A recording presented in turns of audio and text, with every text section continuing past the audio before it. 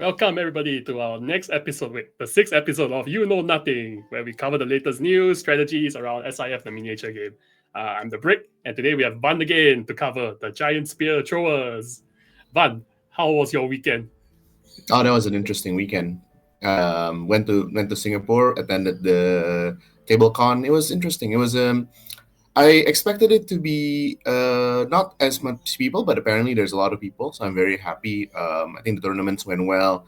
A lot of people went there. It was a very exciting time. Sure.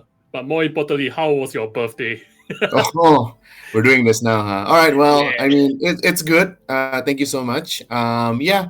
I mean, I was talking to Brick earlier that when you get older, birthdays just another birthday. But I'm happy that this year it's going to be very interesting. I think it's a lot of good things for the game, and I'm excited to go back to Thailand again. So Yeah. hoping this year will Well, be a for very those that interesting don't one. know, it was Van's birthday quite recently, so wish him a happy birthday in the chat. So anyway, let's move on. So as you all know, we are looking at giant spear throwers today, and we're gonna change up the format a little bit. Basically, Van and myself will start doing like a bit of sharing about what we think works and not works. In each of the segment that we had before, we'll do a little bit more discussion back and forth. But for today, because the giant spear thrower, we only have a segment for the commanders and a segment for the NCUs. Uh, we hope this format works better in the long run in terms of getting more ideas flowing. All right, so without further ado, let's move on and let's start looking at what the giant spear thrower can first do. All right, so giant spear throwers, similar to your savage giants, they can halve their number of hits into wounds. Same thing, their stat line is similar, but at the same time, they have a range attack that works similarly to the scorpion. It can do a lot of damage to cavalries and monsters, and maybe some of the solos. So yeah, what do you think about them? So the range attack comes in two modes. Well, not exactly two modes. Basically, well, the same as Scorpion. You can -3 the accuracy for it to basically shoot without line of sight. So having a play of the Giants going at 360 no scope is something that you can do even on turn one, which is funny. You're just crit fishing at that point, but it is really funny. And I guess one thing that is also important from the profile is that the Giant can do so with shifting. So if you choose the mode to 360 shoot, you can shift before you shoot. And one other thing to note that this giant has a really bad melee profile compared to the other giants. I think it's just 3 dice with sundering. Not even like critical, not even like auto wound. It's just sundering, so it's not very good. So keep Right, them out of range. right.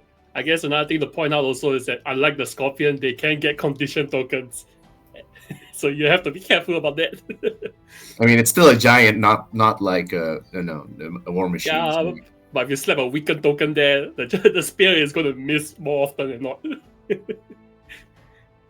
All right. So anyway, let's move on to our segment where we'll start sharing you which commanders we are working with to build for our list. So the first segment that's coming up is the commanders. So in this segment, each of us will be sharing about why we think commanders work. Today, there is 3 commanders in the pool because there's an overlap because both Van and myself decided to pick Mac the Mighty. I mean, it's probably the most sort of no-brainer commander to have a giant unit, right? Yeah, I guess so. I mean, the tactics deck works well with them as well. So yeah, Last of a Kind and what's the other one? The issue command Yeah, the card, chieftain's order. Yeah. Chieftain's Order. Those cards are all very good Hmm. with Mac the Mighty, and Mac the Mighty also helps to have a range unit in a Mac the Mighty list, and it's long range because Free Folk tends to have an issue with finding a long range unit. Is this the only long range unit in Free Folk? Yes. Well, I mean, yeah. Oh, it is. I mean, remember, Oh, so remember, remember the hunters before they got changed. It used to be long range yeah, too, but then they changed it. yeah, So yeah. yeah. Oh well, that's so unfortunate. But why do you? For what other reasons do you think Mac is good? So I think the synergy is really obvious with Mac. But again, Mac wants a lot of giants to trigger lots of his cards. I think the two most powerful one you mentioned in Last of Its Kind, and also other cards like even randomly, for example, you can give the giant spirit thrower blitz for them to gain extra movement, so they get into position faster, and then they can also randomly use enrage to reroll the attack. So that one's also an interesting combination that you can do. Yes, you take wounds, but you can reroll basically. If you're trying to fish rolling for 6, you can just basically roll 3 dice and then you roll again 3 dice, which is interesting. But the most important application is the issue command.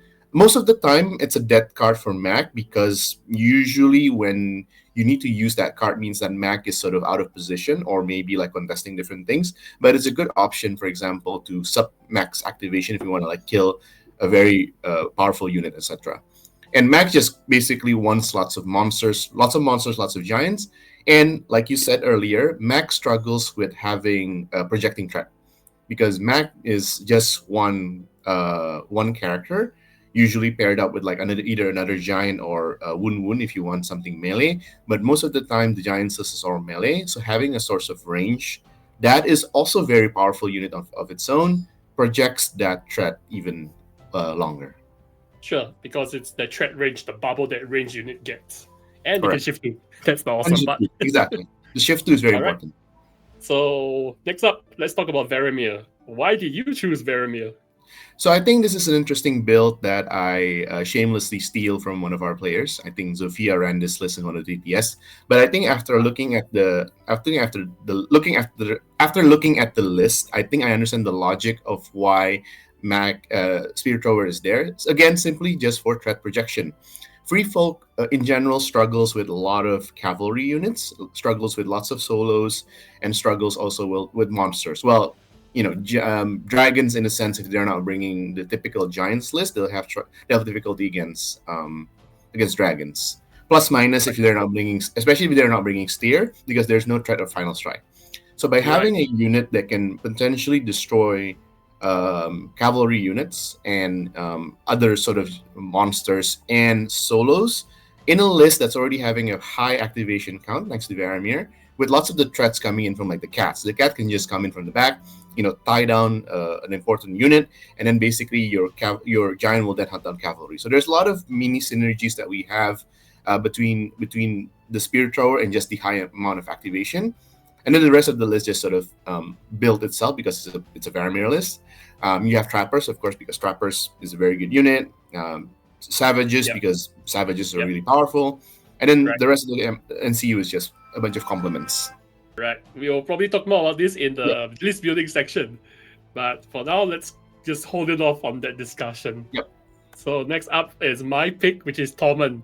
And it's kind of lame, but I got Torment because he has a card called Counter Assault. Counter Assault can be used with the giants to do the giant Spirit Thrower to do a free attack. And my Torment concept is more of a counter attack kind of list where it's less about just whacking you and just playing like a typical free folk where you have trappers in the list and you just hold it off. And then you use the opportunity to, my trapper got hit, I'm just going to make a free counter assault attack. And because they have infinite range, it helps a lot in getting that counter assault going. So that's my Torment idea. Let's move on then. Let's move on to the next segment where we'll look at NCUs. So in this segment, each of us have chosen one NCU as part of our list that we think will help our list. So I'm just start off first because I just chose Mance 4-point NCU. The 5-point might be another good choice, but for now I just chose the 4 points because the 4-point version, as long as the Giant Sparrow does like the attack, as under influence by Mance, or even a free maneuver from somewhere else, you get to draw a card. So I think I love the free fall deck a lot because a lot of their deck is a lot of early game advantages. Their deck is very easy to work with, and you typically want to draw cards like Endless Horde early. So I like Mance for the 4-point Mance NCU for this reason. Van, what do you think about it? For Mance, I think it's both in the Giants, if you're running, for example, Mac the Mighty as a commander and even a normal free folk deck, like Mac has a lot of death cards so you just want to sort of throw away as soon as you can. So having access to lots of card draw and you just sort of basically cycle through your deck is very good. Yep. And you chose Lady Val. Why did you choose Lady Val? I mean, this Lady Val's low-key like probably one of the best NCU that free folk has access to. The ability to turn any zone into a horse essentially is a very powerful ability. Like you can basically make a play like last play or like the second last play in a round. You move someone up closer, and then you throw the giant. So that's 5 inch of movement, plus an extra 2 inches shift. So that suddenly projects 19 inch threat range of your giants if they want to shoot. So it's a lot of threat extender that you have in the free folk deck. Well, not only in the free folk, but just free folk in general. So essentially, that giant spear thrower can already start shooting very, very quickly.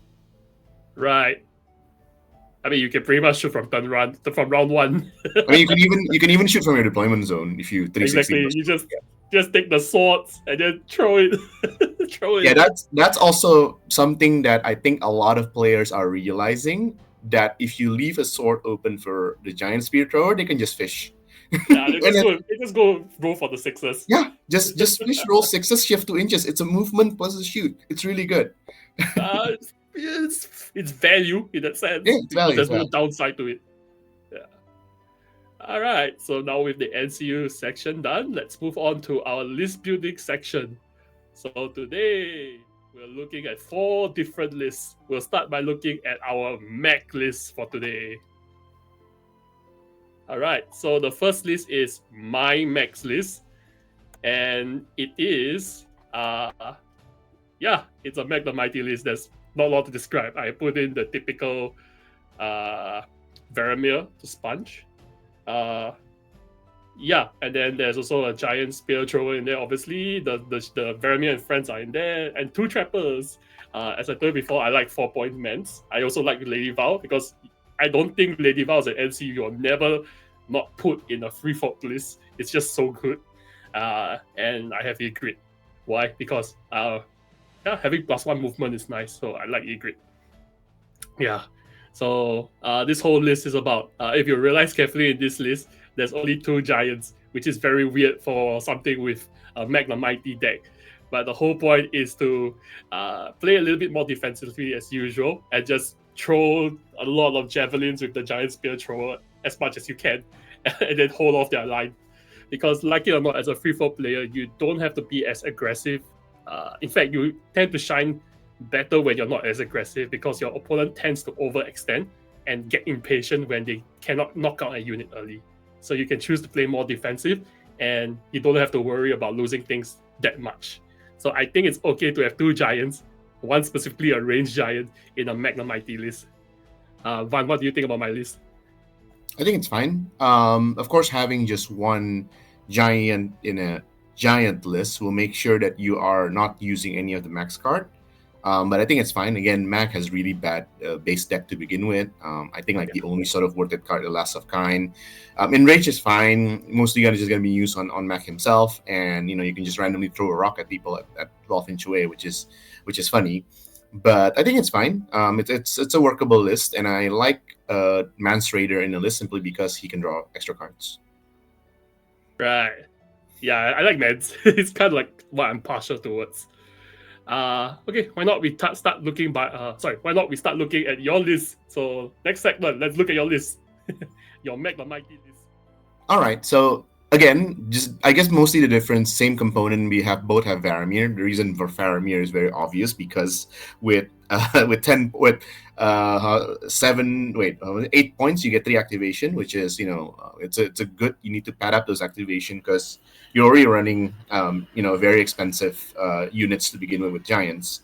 Now the idea of this unit is you can trade away the Savage Giants either by having a Savage Giant or 2 Spear Throwers, which is interesting. So I'll let people decide on which to experiment.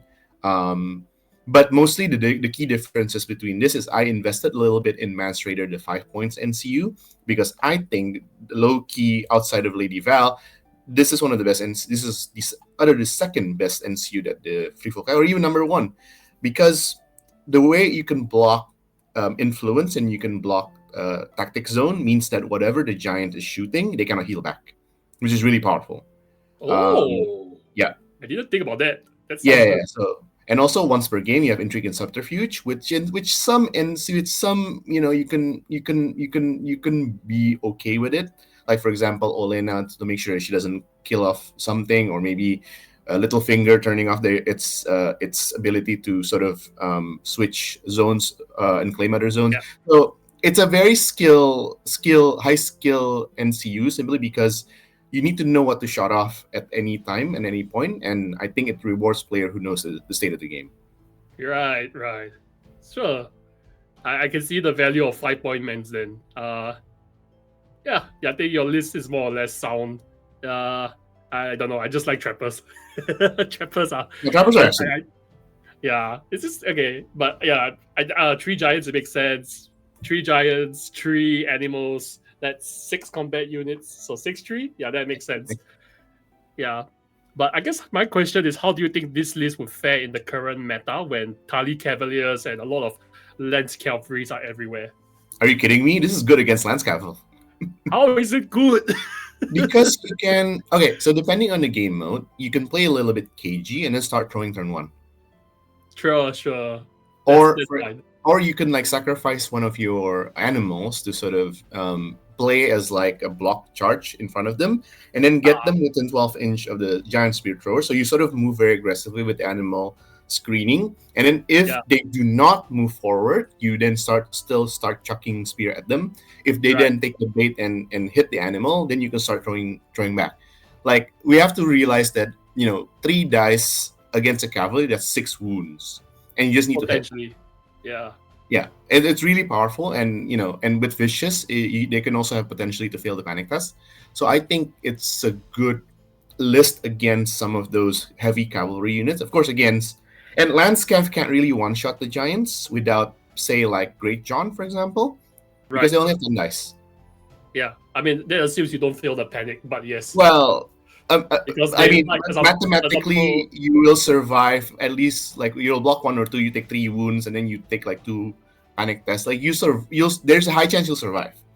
It's not auto guaranteed, but there is a chance. Yeah, sure. No, I think we need to try this out. I just don't know how it fares in the current meta. Yeah, but yeah, we'll see. All right. Anyway, let's move on to your next list. We will be looking at Varamyr List, correct? Yeah. So let's look at your Varamyr List. All right. So again, the Varamyr List, I talked a little bit earlier. Against the same component, basically still happens within the typical Varamyr List, which is you bring the cats, and then you bring trappers, which I like. It's an infantry-based list still with trappers and a raider with Skinchanger, but with just one addition of the giant spear throwers. Now, usually in a typical Varamyr list, this could be subbed out with a couple of different things. But essentially, you want like a big combat unit to sort of take advantage to basically punch. It can be in the form of chariot. It can be in the form of, say, cave dwellers with the Great Walrus attachment to give it battle scar. It could even be in the form of spearwives. So basically, the 7-point is your combat specialist. And I know the giant spear throwers is not exactly the most capable fighters in terms of melee. Most likely, what people end up bringing is they bring Mac into the list. So essentially, you drop Cave Dweller into 4 points, and then you drop the Mance into another 4 points. Then the 7-point becomes 9 points. Anyway, what I'm trying to say is that the list plays out roughly similar to the Mac list, except with the addition that you have lots of units like the cats and the wolves that they can respawn thanks to Varamyr's card, and you can sort of send them again to screen or to like disrupt a heavy opponent, while the spear throwers then start throwing stuff to the enemy. So it's a very sort of like almost you're playing a crossbow. It's not very good against infantry, but against like cavalries or against other monsters, really it's okay. And the suit of NCU is very similar as well. You got Mance Rayder, Lady Val, and Ygritte.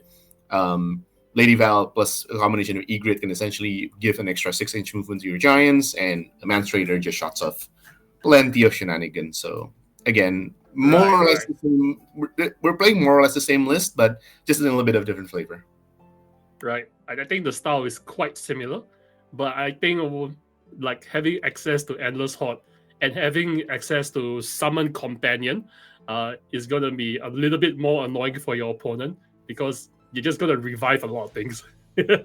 Correct. And I mean, that's essentially the strength of the free folk, and this list just exemplifies essentially you're buying a lot of time for your attacker units to do a lot of work.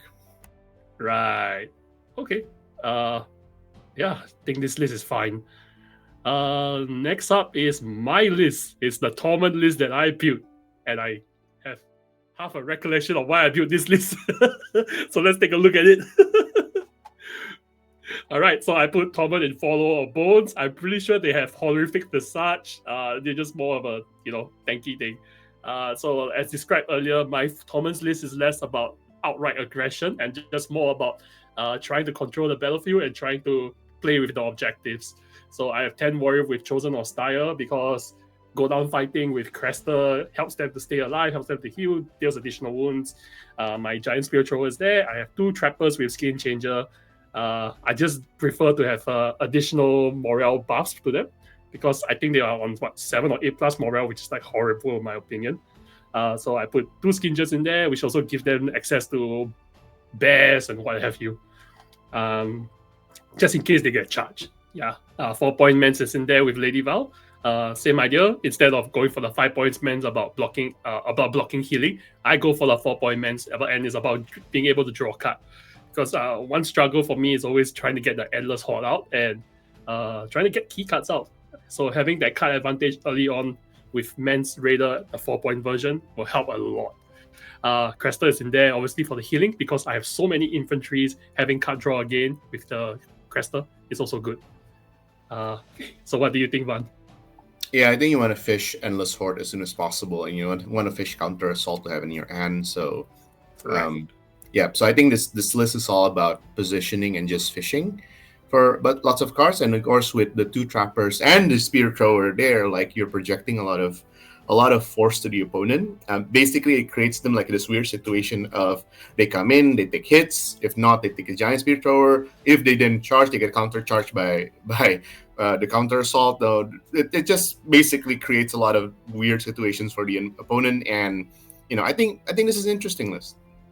Yeah, but I may need your help because I have no idea why I put Follower Bones, and I think there is a better option.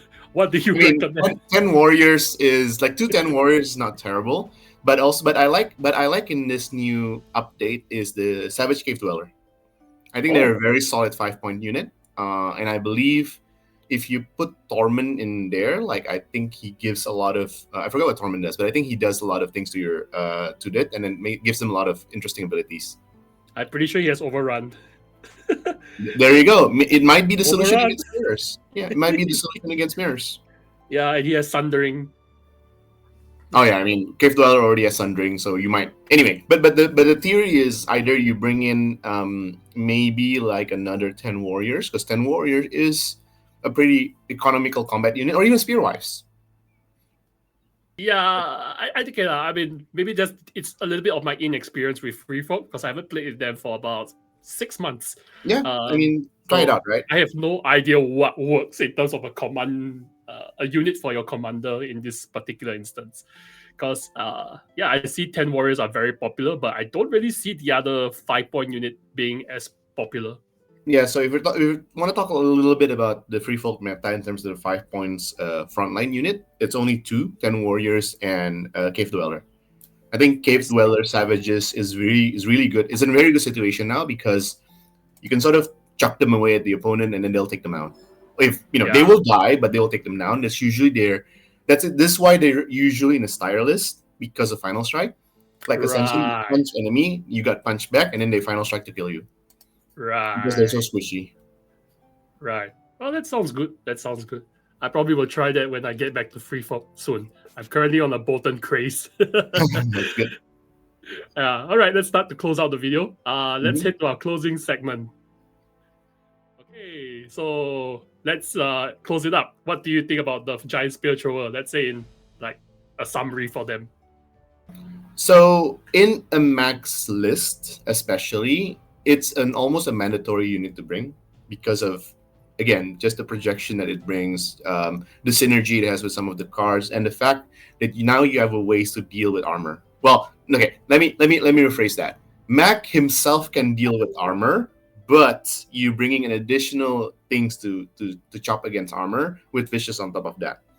In a typical Free Folk list that is non-Mac, the role 7 point is very expensive to bring because Free Folk has a lot of options, especially in the 5 to 7 points unit, and that 1 or 2 extra points can be used to, upgrade a unit or to bring like Mance attachment or even like Mance 2 points that you attach to the enemy. So there's a lot of things that you can bring if you're not bringing 7 points. But Giant Spear Throwers sits well within the Free Folk arsenal simply because it's a unit that can operate not in the front line. So you still play like the very KG Trapper lists with a few Raiders or like the 10 Warriors in the front trying to sort of find angle while the Giant Spear Thrower starts throwing things. So it plays very well into the whole Free Folk strategy. Right. Yeah. Well, we'll see how Giant Spear Throwers continue to perform. We know that it's been a while since the last update, so I guess we'll wait for another 3 more months before the next update, and we'll see how the Giant Spear Throwers perform. I think you missed a terrible pun right there, Brick. You should have said, we'll see if the Giant Spear Thrower will make a giant change to the meta. Lame. That's a dad joke. Hey, I'm going to be. I'm getting older. I deserve this dad joke. Shut up, you. You are not a dad. I know. Not yet. No. Yeah. Anyway, let's just close up the video then. So once again, thank you everyone for joining us today. If you like to see more of such video, let us know in the comment below. If you have any if you have any thoughts for how we can improve the video content, continue to let us know in the comments as well. Remember to like and subscribe to our channel. So yeah, thank you everyone for watching this video. We'll see you next time in You Know Nothing. Bye-bye.